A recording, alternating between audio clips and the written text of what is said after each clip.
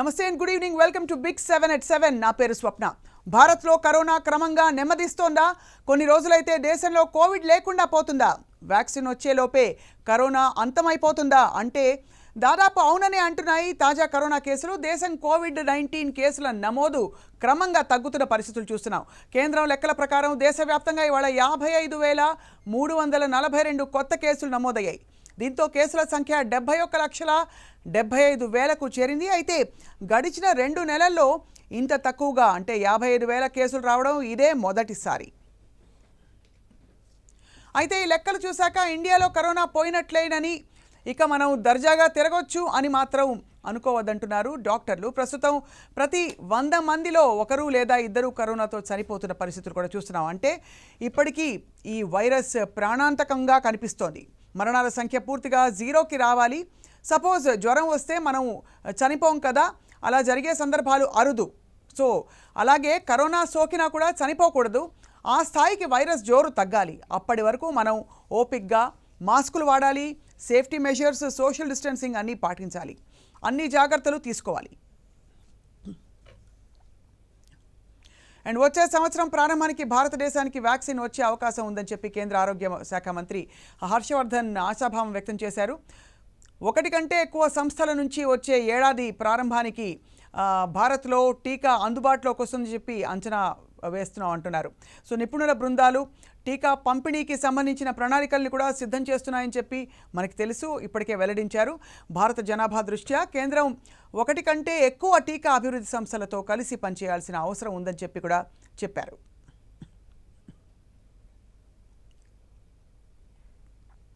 So మొత్తం మీద ఇది పరిస్థితి. వ్యాక్సిన్ అతి త్వరలో వచ్చేస్తుందనే వార్తే చాలా ఊరట కలిగిస్తుంది.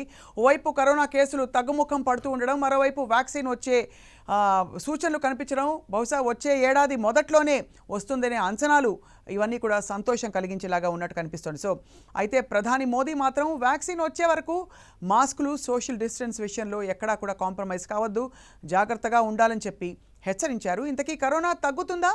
వ్యాక్సిన్ వస్తే మనకు ఎప్పటికీ అందుబాటులోకి వచ్చే అవకాశం ఉంది, దాని పంపిణీ ఎలా ఉండబోతోంది? ఇదే అంశంపై ఇవాల్టి big 7 big debate. And CCMB నుంచి Atal incubation centre CEO doctor Madhusudan Rao garu join అవుతున్నారు. నమస్కారం మధుసూదన్ రావు గారు. అండ్ అలాగే డాక్టర్ ప్రశాంతి జాయిన్ అవుతున్నారు ఇవాల్టి ఈ డిస్కషన్లో, జనరల్ ఫిజిషియన్. నమస్కారం డాక్టర్ ప్రశాంతి గారు. మొట్టమొదట వ్యాక్సిన్ వచ్చే సూచనల గురించి మాట్లాడుతున్నాం కాబట్టి వారం వారం మనకి ఏమైనా డెవలప్మెంట్స్ మారుతున్నాయా డాక్టర్ మధుసూదన్ రావు గారు? తాజాగా అందుతున్న సమాచారం ఏమిటి వ్యాక్సిన్కి సంబంధించి మనకి?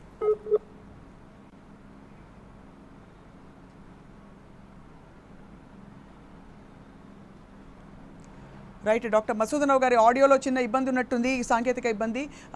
డాక్టర్ ప్రశాంతి గారు, ఏమనిపిస్తోంది మ్యామ్? అంటే ఇప్పుడు తగ్గుముఖం పట్టింది వైరస్ అని అనుకోవచ్చా? 55,000 కేసులు అంటే 1,00,000 కేసులు ఎప్పుడైతే టచ్ అయిందో దాదాపు ఇంకా 1,80,000 కేసులు కూడా రోజుకు వచ్చే పరిస్థితికి పీక్ అవుతుంది అని అనుకున్నాం, అంచనాలు అలా వినిపించాయి. కానీ ఇప్పుడు తగ్గుముఖం పట్టడం అన్నది ఎటువంటి సూచన అంటారు? ముఖ్యంగా అన్లాక్ 4, అన్లాక్ 5లోకి అడుగు పెట్టిన టైంలో. నమస్కారం స్వప్న గారు. ముఖ్యంగా కూడా ఈరోజు డౌన్ ట్రెండ్ అన్నది నిజంగా కూడా అందరం కూడా సంతోషపడాల్సిందేదే. బట్ దీనివల్లనే మనకంతా డౌన్ ట్రెండ్ అయిపోతుందేమోనని అనుకోవటం అయితే కరెక్ట్ కాదేమోనని అనిపిస్తూ ఉంది. ఎందుకనంటే మనకు దసరా సెలవులు రాబోతున్నాయి, అన్లాక్లో ప్రజలు తిరగాల్సిన దానికి సన్నద్ధం అవుతూ ఉన్నారు. సో సెకండ్ వేవ్ ముందు ఏమన్నా ఇది తగ్గినదా, తుఫాను ముందు ప్రశాంతత అన్నది కూడా మనం అందరం కూడా భయపడాల్సిన అవసరం అయితే ఉంది.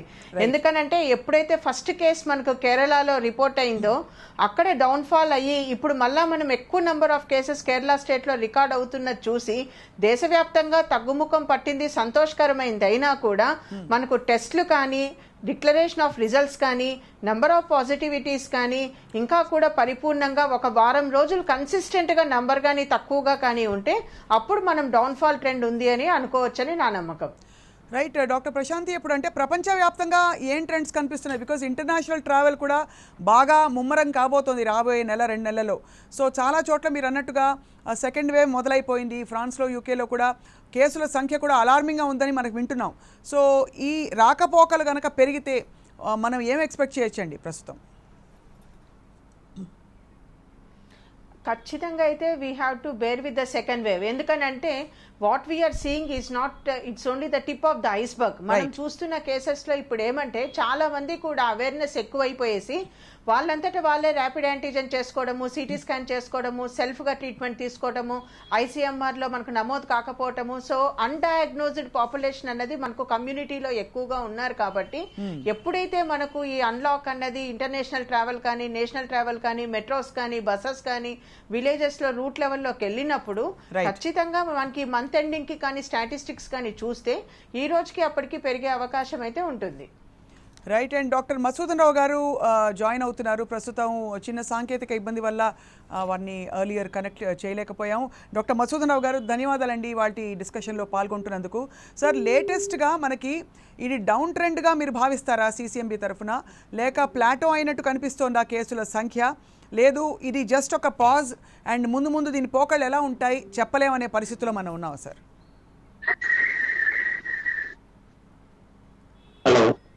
డాక్టర్ మధుసూదన్ రావు గారు సార్, చెప్పండి సార్. చెప్పండి సార్. ఇప్పుడు ఈ ట్రెండ్ అయితే మళ్ళీ మన దేశంలో కొంచెం తగ్గినట్టున్నా మిగతా దేశాల్లో యాక్చువల్ గా అనుకున్న దానికంటే రెండవ వేవ్ లాగా చాలా ఎక్కువగానే ఇన్ఫెక్షన్లు ఎక్కువ అవుతున్నాయి. కానీ మన దేశంలో కొంచెం ట్రెండ్ అయితే లాస్ట్ 2 weeks లో కూడా కొంచెం తగ్గినట్టే అనిపిస్తోంది అనమాట. దీనివల్ల అది ఎంతవరకు మనం చేసిన పరీక్షల వలన అది నిజంగా తగ్గుతుందా అనేది కూడా ఇప్పుడు పరిశోధనలోనే ఉంది. ఎందుకంటే ఈ తగ్గడం అనేది ఎన్ని టెస్టులు చేసాం అనే దాని మీద కూడా ఆధారపడి ఉంటుంది కాబట్టి.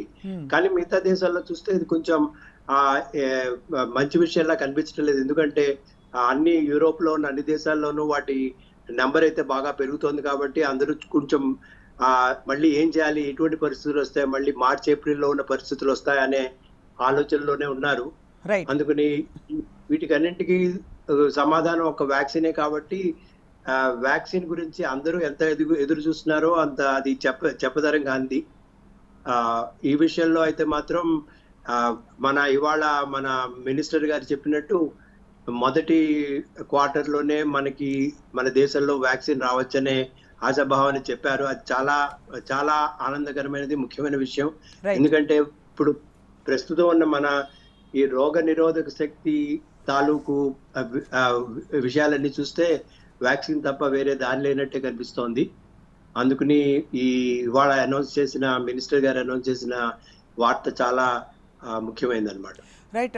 డాక్టర్ మధుసూదన్ రావు గారు, before we talk about the vaccine sir, అంటే వ్యాక్సిన్ ఎలాగో వస్తుంది, వచ్చే సూచనలు కనిపిస్తున్నాయి అంటున్నారు, కానీ ఇప్పుడు వైరస్ విర్యులెన్స్ ఏమైనా తగ్గిందని అనుకోవచ్చా? ఎందుకంటే మనకి క్రమక్రమంగా అన్ని ద్వారాలు తెరుచుకుంటున్న టైంలో ఒక టైంలో అయితే హర్డ్ ఇమ్యూనిటీ దాదాపు వచ్చే సూచనలు చాలా వరకు పాపులేషన్ ఇన్ఫెక్ట్ అయి ఉంటారు ఇప్పటికే అని చెప్పి సిసిఎంబి చేసిన టెస్ట్లలోనే బయటపడింది, మనకు తెలిసిన విషయం, ఎక్కడో సూరేజ్ వాటర్ తీస్తే. కాబట్టి ఇప్పుడు is this one form of herd immunity, అంటే వీక్ ఫామ్లో చాలామందికి ఈ వైరస్ సోకి ఉండడం లేదు, సోకి ఉండొచ్చు అనే ఒక అంచనాకి మనం రావచ్చా? అది కూడా అందరూ ఇప్పుడు అంత సులువుగా చెప్పే విషయం కాదండి అది. ఎందుకంటే లెక్క ప్రకారం అంటే ఇప్పుడు ఓవరాల్ గా మనం దేశంలో నెంబర్లు చూస్తే ఈ ఎంతమంది మనుషులకి ఈ వైరస్ సోకిందని చూస్తే ఆ సంఖ్య ఏమో 25 నుంచి 60% మధ్యలో ఏ ప్రాంతాల వారీగా వేరే వేరే మనకి సంఖ్యలు అయితే వస్తున్నాయి. దీనివల్ల చెప్పేది ఏంటంటే ఈ హర్డ్ ఇమ్యూనిటీ అనేది యూనిఫామ్ గా డెవలప్ అయితే కాలేదు. ఈ లెక్క మనం నార్మల్ గా కొంచెం ఈ శాస్త్రజ్ఞులు చెప్పేది ఏమిటంటే 70% దాకా వస్తే ఈ ఇన్ఫెక్షన్ రేటు అది హెర్డ్ ఇమ్యూనిటీగా కన్సిడర్ చేయొచ్చు. అప్పుడు దాన్ని మళ్ళీ వేరే వాళ్ళకి సోకే అవకాశం చాలా తక్కువ ఉంటుందని. ఈ పరిస్థితుల్లో ఇంకా నెంబర్ అయితే పెరుగుతుంది, అంటే మన కర్వ్ అయితే ఫ్లాట్ అయింది కానీ కిందకైతే తగ్గలేదు. కాబట్టి దీనితో చెప్పేది ఏమిటంటే ఇంకా ఇన్ఫెక్షన్స్ అనేవి మనుషుల నుంచి మనుషులకు వ్యాపిస్తున్నాయి. హెర్డ్ ఇమ్యూనిటీ వచ్చిందని నిశ్చితంగా చెప్పే అవకాశమే ఆధారాలు అయితే ప్రస్తుతం లేవు. మేబీ ఒక నెలలో ఏమన్నా మన పరిస్థితులు మారితే ఈ ఎఫెక్ట్ అయిన వాళ్ళ రోగుల సంఖ్య కనుక బాగా తగ్గితే మనం అప్పుడు ఖచ్చితంగా చెప్పగలిగే అవకాశం ఉంది. Right. And doctor Prashanti, vaccine అతి త్వరలో వచ్చేస్తుందనే వార్త చాలా చాలా ఊరట కలిగిస్తోంది మీరు అన్నట్టుగా ఇందాక. సో ప్రస్తుతం ఉండే పరిస్థితుల్లో మరి వ్యాక్సిన్ తయారు చేసి పంపిణీ చేసి మనందరికీ అందే వరకు వచ్చే సవాళ్ళు ఏంటి ప్రధానంగా? అంటే వైరస్ విషయంలో and also dissemination of this vaccine అందరికీ చేరేలాగా ఎలాంటి వల్నరబుల్ గ్రూప్స్కి ముందు దీన్ని చేర్చే ప్రయత్నాలు చేయాల్సిన అవసరం ఉంటుంది మ్యామ్? అంటే దీంట్లో 2 ఇష్యూస్ ఉంటుందండి. మనకు 130 crore పాపులేషన్ కాబట్టి ఎట్ ఏ టైం అందరికీ అన్నది రాదు. So prioritisation of the population అన్నది ఆల్రెడీ స్ట్రాటజీస్ అన్నది ప్లాన్ చేస్తున్నారు. సో ఎక్స్పెక్టెడ్ వచ్చి అట్లీస్ట్ 20 to 25 crores ఆఫ్ ఇండియన్స్కి ఖచ్చితంగా ఇవ్వాలి. But who should be given first అంటే ఖచ్చితంగా కూడా హెల్త్ కేర్ వర్కర్స్ అన్నది కూడా టాప్ ప్రయారిటీలోకి వస్తారు. సో ఆల్రెడీ స్టేట్స్కి రెస్పెక్టివ్ స్టేట్స్కి ఇన్స్ట్రక్షన్స్ ఇచ్చారు ఎవరికి మనం ప్రయారిటైజేషన్ ఇవ్వాలి అని. బట్ ఇక్కడ ఇష్యూ ఏంటంటే ఇన్ని కోట్ల మందికి ఒకేసారి అన్ని డోసులు ఒకే కంపెనీ ఖచ్చితంగా చేయలేదు. కాబట్టి ఖచ్చితంగా మనకు 2-3 కంపెనీల పైన డిపెండ్ అవ్వాల్సిన అవసరం ఉంది. మనకు భారత్ బయోటెక్ కానీ జైడస్ కానీ ఇవన్నీ కూడా మనకు ఇండిజినియస్ కాబట్టి మనకు ఖచ్చితంగా కూడా వస్తుంది. కానీ మనలో ఎంతమందికి ఇన్ఫెక్షన్ వచ్చి తగ్గింది, మనలో ఎంతమందికి యాంటీబాడీస్ ఉంది, ఎంతమందికి మనకు ఎలిజిబుల్, అసలు వ్యాక్సిన్ తీసుకునేదానికి ఎవరు అర్హులు, వాళ్ళకేం టెస్టులు చేయాలి అని అంటే దీనికి ఖచ్చితంగా కూడా ప్లాన్ ఆఫ్ యాక్షన్ చేసుకోవాల్సిన అవసరం కూడా ఉంటుంది. ఎందుకనంటే రీసెంట్ సీరో సర్వేలెన్స్ లో ఆల్మోస్ట్ 20 to 25% ఆఫ్ పీపుల్ కి వచ్చి వెళ్ళిపోయినట్టుంది. చాలా మందికి అది తెలియదు కూడా. సో ఇప్పుడు యాంటీబాడీస్ ఎస్టిమేషన్ చేయాలి, ఎవరికి ఇవ్వాలి, ఫ్రంట్ లైన్ వర్కర్స్ కి ఎవరికి ఇవ్వాలి. చాలా మంది డాక్టర్స్ అఫెక్ట్ అయ్యి రికవర్ అయ్యారు. సో వాళ్ళందరూ ఎలిజిబుల్లా కాదా, సో ఇంకెవరికి ఇవ్వాలి, ఏజ్ ఈస్ ద క్రైటీరియానా, ఐసీయూలో వర్క్ చేసే వాళ్ళు క్రైటీరియానా, అండ్ ప్రైమరీ హెల్త్ సెంటర్లో వర్క్ చేసే డాక్టర్స్కి ఎట్లు ఇవ్వాలి, ఇవన్నీ కూడా it takes I think 1 or 2 months మనకు ప్లాన్ చేసేదానికి. బట్ డిసెమినేషన్ విలేజ్ లెవెల్ దాకా వ్యాక్సిన్ వెళ్ళాలి అని అంటే ఖచ్చితంగా 6 నెలలు పైన అయితే పడుతుందండి. ఎందుకంటే కోల్డ్ చైన్ మెయింటెనెన్స్ అన్నది చాలా చాలా ఇంపార్టెంట్. మనకు pulse polio is the best thing. మనం ఎంత ఎఫెక్టివ్గా కంట్రీలో ఇమ్యునైజేషన్ చేయగలం అన్నదానికి. సో దాన్ని స్ఫూర్తిగా కానీ తీసుకుంటే ఎన్మాస్ మనకు కానీ చేయగలిగితే అన్ని వ్యాక్సిన్ అవైలబిలిటీ కానీ ఉంటే ఖచ్చితంగా కూడా ప్రైమరీ లెవెల్లో డాక్టర్స్ కూడా రీచ్ అయితే మంచిదని నా అభిప్రాయం. రైట్. అండ్ ఇక్కడ ఒక డాక్టర్ మసూదన్ గారు, ఇక్కడ ఒక ఆల్గోరిథం లాగా పెట్టుకుంటే అంటే ఎవరెవరికి వ్యాక్సిన్ అడ్మినిస్ట్రేట్ చేయాలి అని చెప్పి భారతదేశ పరిస్థితులు ఇతర దేశాలకి భిన్నంగా ఉన్నట్టు ఇప్పటికే వైద్యులు దాదాపు ధృవీకరించారు. ఒకటి ఇమ్యూనిటీ లెవెల్స్ పరంగా, 2 ఆల్రెడీ టీబీ కొన్ని వ్యాధులకి ఆల్రెడీ ఎక్స్పోజ్ అయి ఉన్న కాన్స్టిట్యూషన్స్ కాబట్టి ఇక్కడ వ్యాధి సోకే తీవ్రత కానీ దాని లక్షణాలు కానీ కొంచెం భిన్నంగా ఉన్నాయి ఇతర దేశాలతో పోలిస్తే అని చెప్పి. మూడోది వచ్చిన స్ట్రెయిన్ ఆఫ్ వైరస్ కూడా భారతదేశంలో కొంచెం భిన్నంగా ఉందని చెప్పి మొదటి నుంచి అవి కూడా వినిపిస్తున్నాయి. సో ఈ నేపథ్యంలో సార్ ప్రపంచవ్యాప్తంగా ఒకటే వ్యాక్సిన్ అడ్మినిస్టర్ అవుతుంది అనుకోవాలా, లేకపోతే దీని పోకడ ఇక్కడ అక్కడ మారుతుందా? రెండోది మనకి ఇదే దేశంలో 2-3 సంస్థలతో కనుక టైఅప్ పెట్టుకుంటే కొంతమంది నేసల్ వ్యాక్సిన్ అంటున్నారు, కొంతమంది ఫ్లూ షాట్ లాగా ఒక వ్యాక్సిన్ ఉండొచ్చు అంటున్నారు. సో ఏ వ్యాక్సిన్ అతి త్వరగా అందుబాటులోకి వచ్చే అవకాశాలు లేదు అవసరం ఉంటుందంటారు సార్? ఈ 2 క్వశ్చన్స్ సార్. ఇది చూసుకుంటే మొదటి విషయం ఏంటంటే ఇప్పుడు మన దేశంలో ఇప్పుడు ఇవాళ మన మినిస్టర్ గారు చెప్పిన దాని ప్రకారం 3 వ్యాక్సిన్ల మీద డిపెండ్ అయ్యి భారత్ బయోటెక్ కానీ జైడస్ కెడిలా కానీ ఆస్ట్రాజెనికా కానీ ఈ 3 వ్యాక్సిన్ల మీద వాళ్ళు భరోసా పెట్టుకుని మాట అన్నారు. ఎందుకంటే 3 కూడా నవంబర్లోనూ ఒక ట్రయల్ అవుతుంది, బై జనవరికి మనకి 3rd ట్రయల్ కూడా అయ్యి అప్పటి లోపల మనము ఈ 3 ఏది ఎక్కువ ఏది బాగా పనిచేస్తుంది అనేది విషయం తెలుస్తుంది. అప్పుడు దాన్ని బట్టి మనం దేనికి వెళ్ళాలి అనేది ఇందాక వారు చెప్పినట్టు కూడా ఒకవేళ మనం ఒక పర్టికులర్ వ్యాక్సిన్ మీద డిసైడ్ అయినా సరే అది మనకు కావాల్సిన నంబర్స్ లో 25-30 కోట్ల మంది డోసులు సంపాదించాలంటే కష్టం. అందులో ఇవన్నీ కూడా 2 డోసులు ఇచ్చే అవకాశం ఉంది, 2 డోసులు ఇచ్చే అవసరం ఉంది. అందువల్ల ఏంటంటే 25 కాస్త 50 కోట్ల డోసెస్ కావాల్సిన అవసరం ఉంటుంది. అదొక మొదటి మీరు చెప్పింది మన పరిస్థితులు తేడా అంటే ఈ మన దేశంలో వ్యాపిస్తున్న వైరస్ జన్యు ప్రకారంగా చూసుకుంటే అది వేరే అయినా సరే దానివల్ల ఎక్కువ వ్యాపిస్తుంది, దానివల్ల రోగ తీవ్రత ఎక్కువ ఉంటుంది అనే దాని మీద ఆధారాలు అయితే లేవండి. ఎందుకంటే ఇవి మొదట ఎవరి దగ్గర నుంచి ప్రవేశించాయో దాన్ని బట్టి ఆ దేశంలో వ్యాపిస్తాయి కాబట్టి దానికి అంత ఇంపార్టెన్స్ ఇవ్వరు. ఈ మన దేశంలో ఉన్న ఆ జాతి క్లేడ్ అంటాము, ఆ క్లేడ్ అనేది తేడాగా ఉన్నంత మాత్రాన అది చాలా ఎక్కువ వ్యాపిస్తుందని చెప్పే అవకాశం అయితే అసలు లేదండి. అందువల్ల మన దేశ పరిస్థితులు బట్టి చూసుకుంటే డెఫినెట్ గా ఈ ఫర్ ఎగ్జాంపుల్ బీసీజీ వ్యాక్సిన్ ఇండియాలో అందరూ తీసుకుంటారు కాబట్టి దానివల్ల కొంత రక్షణ కల్పించిందా అని మనం అనుకుంటాము. అందుకనే ఆస్ట్రేలియాలో బీసీజీ వ్యాక్సిన్ యాక్చువల్ గా ఒక కోవిడ్ వ్యాక్సిన్ లా కూడా డెవలప్ చేస్తున్నారు. రైట్. అదొక క్లినికల్ ట్రయల్ నడుస్తుంది. సో ఇదన్నీ చూసుకుంటే ఎస్ దేర్ ఈస్ సమ్, అంటే దీనివల్ల కొన్ని లాభాలు ఉన్నాయి. ఇదివరకు మనం ఎక్స్పోజ్ అయిన ట్యూబర్ టీబీ అని కానీ బీసీజీ వ్యాక్సిన్ అని కానీ వీటి వల్ల మనకు వచ్చిన రక్షణ కొంచెం ఈ కోవిడ్ వైరస్ మీద కూడా ప్రభావితం చేస్తుందని అందరూ నమ్ముతున్నారు. బట్ ఇవన్నీ కూడా పాపులేషన్ స్టడీస్ మీద చేసింది. అందువల్ల మనం వీటిల్ని ఒక పాజిటివ్ పాయింట్ గానే తీసుకోవాలి, కానీ దానివల్ల మనకి అంత రక్షణ కంప్లీట్ గా వస్తుంది అనుకోవడానికి అయితే వీల్లేదు. ఈ ఒక లెక్క ప్రకారం ఏంటంటే ఇన్ని డోసులు ఒక్కసారిగా అందరికి అందజేయాలంటే కూడా చాలా చాలా కష్టమైనది. అందుకనే వాళ్ళ పొద్దున్న కూడా ఆయన మాట్లాడినప్పుడు ఈ ఎక్స్పర్ట్స్ అందరూ కూడా ఈ వచ్చిన వ్యాక్సిన్స్ ని ఎట్లా డిస్ట్రిబ్యూట్ చేయాలి రాష్ట్ర పరంగా అనేది చాలా డీటెయిల్ ప్లానింగ్ అయితే ఉండాలి. లేకపోతే ఇది చాలా మన దగ్గర ఈ డోసెస్ ఉన్నా అవి అందరికీ అందేలా చేయాలంటే అది ఒక పెద్ద ప్రణాళిక, ఒక యుద్ధపరంగా ఒక యుద్ధ రీతిలో చేయాల్సి వస్తుంది. ఎందుకంటే అంత డిసిప్లిన్డ్ గా, అంత కంట్రోల్డ్ గా, ఎందుకంటే ఇవన్నీ కూడా ఒక ఎక్సెప్ట్ ఒక 2-3 వ్యాక్సిన్లు తప్పితే మిగతావన్నీ కూడా కోల్డ్ స్టోరేజ్ లో ఉండాలి. ఈ కోల్డ్ చైన్ అనేది లాస్ట్ మైల్ దాకా ప్రొవైడ్ చేయడం అనేది ఒక ఛాలెంజ్. ఇవన్నీ ఆలోచిస్తున్నాము, ఇవన్నీ నిపుణులు పరిశీలిస్తున్నారని పొద్దున్న మినిస్టర్ గారు చెప్పడం అయింది. Right sir. అంటే ఫుడ్ డెలివరీ నెట్వర్క్స్ తో సహా అందరినీ కూడా పరిశీలిస్తున్నారు. అంటే దీన్ని ఎలా ఈ చైన్ ని బ్రేక్ చేయకుండా కోల్డ్ చైన్ ని సేఫ్ గా అందరికి డిసెమినేట్ చేయొచ్చు అని చెప్పి. అలాగే ఐసీఎంఆర్ కూడా ఎవరికి ముందందాలని ఒక ప్రయారిటీ లిస్ట్ కూడా చేసింది. ఎవరికి ముందందుతుంది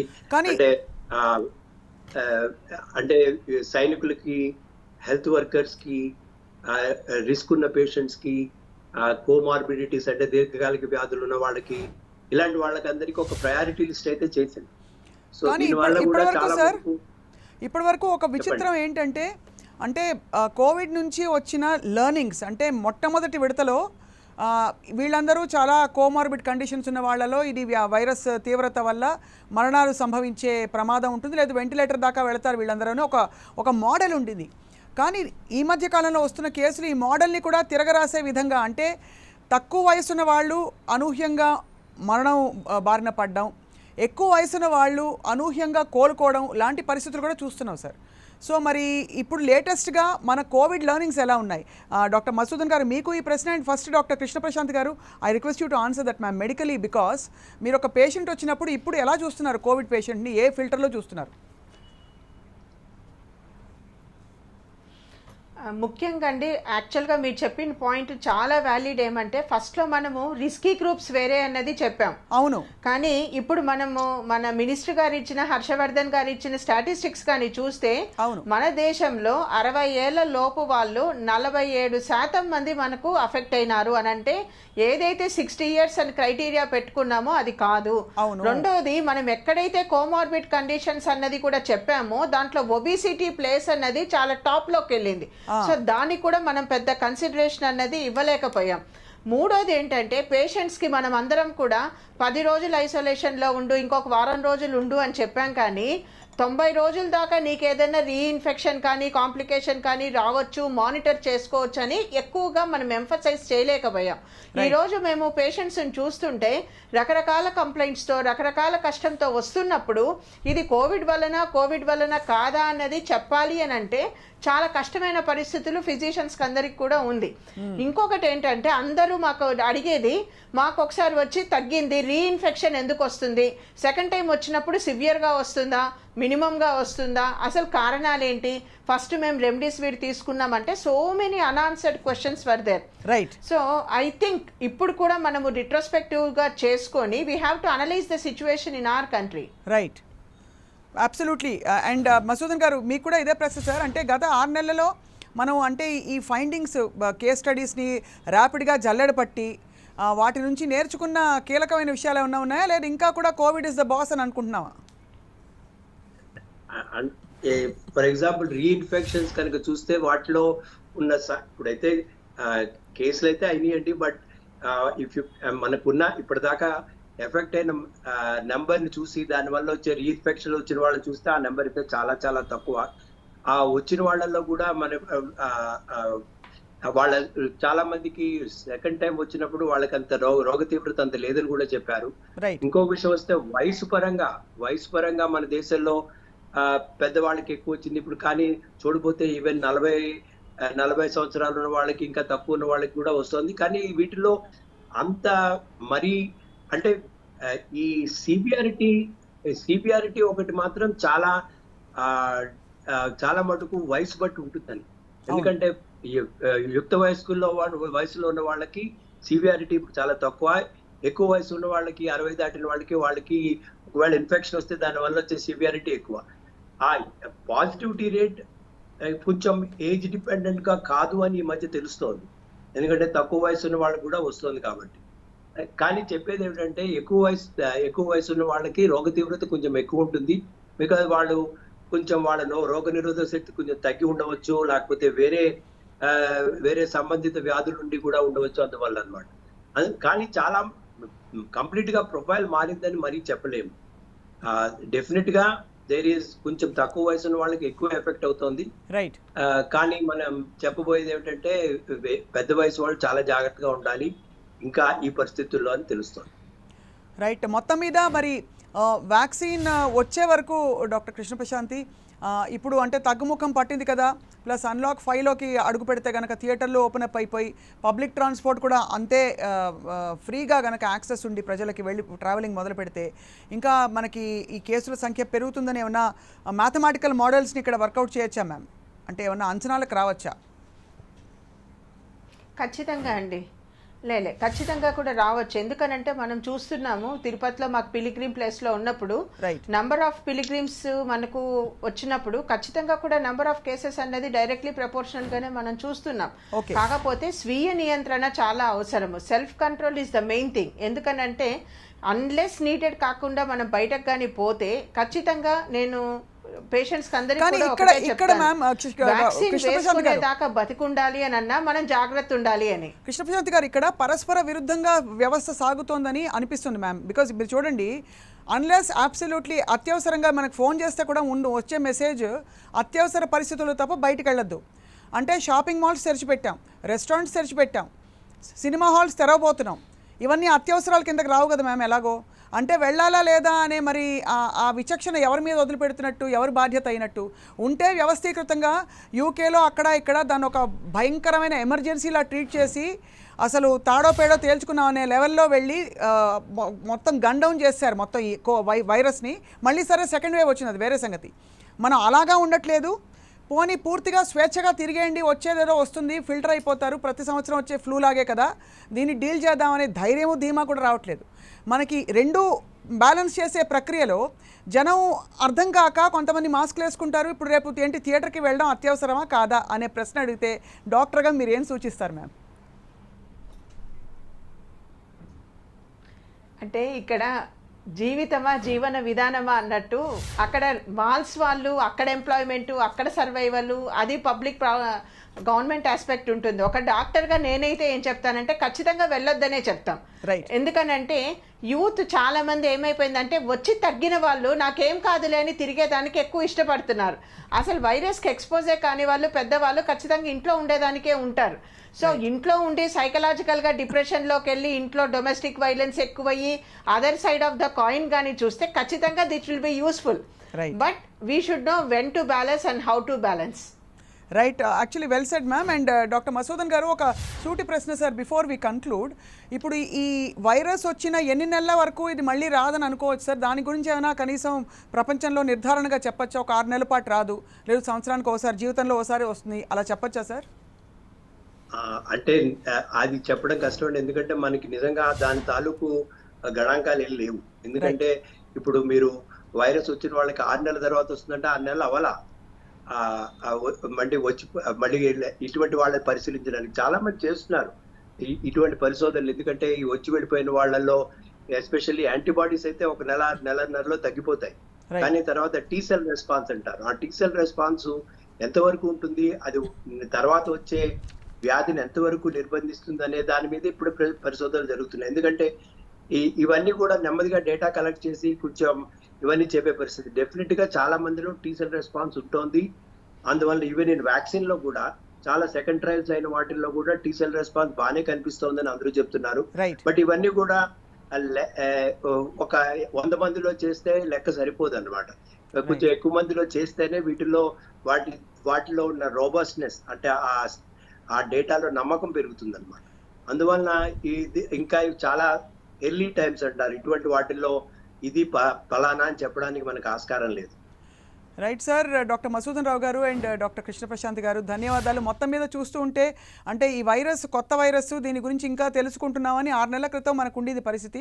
బహుశా కొంచెం పురోగతి సాధించాం. ఆఫ్ కోర్స్ మన వైద్య మెడికల్ నెట్వర్క్ కావచ్చు, మన రీసెర్చ్ నెట్వర్క్ కావచ్చు, అద్భుతంగా పనిచేస్తూ ఈ మాత్రం ఒక ఆందోళనకర పరిస్థితి కాని స్థితికి తీసుకొచ్చాం. అంటే కేసుల సంఖ్య నమోదవుతున్నా కూడా.